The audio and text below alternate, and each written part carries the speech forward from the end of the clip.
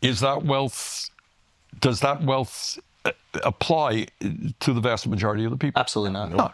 So unbelievably, and nobody talks about this. You ask me, we start off on the Democratic Party. The first thing you got to do is be honest with people and say, look, this is where we are at. We can blame whoever you want, but this is where we're at. Here. Yeah. All right. They don't acknowledge that. So you're living in a country where 60%, let me underline that, 60% of people live paycheck to paycheck. Yep. Got it? I grew up in a family that lived paycheck to paycheck. All right? Where paycheck to paycheck is living under enormous stress. How am I going to pay the rent? What happens if my landlord raises my rent? What happens if my kid gets sick and I can't afford to take him to the doctor? You know, what happens if my car breaks down? You know that significant numbers of people in this country, you have money, you don't think about it.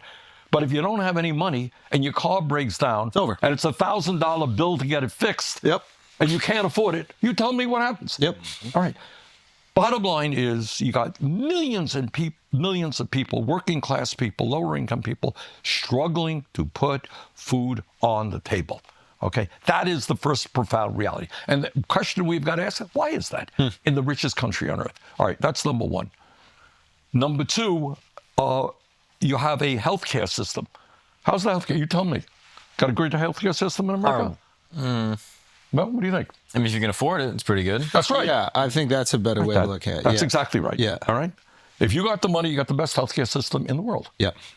But most people don't. How many nations do not guarantee healthcare to all people as a human right?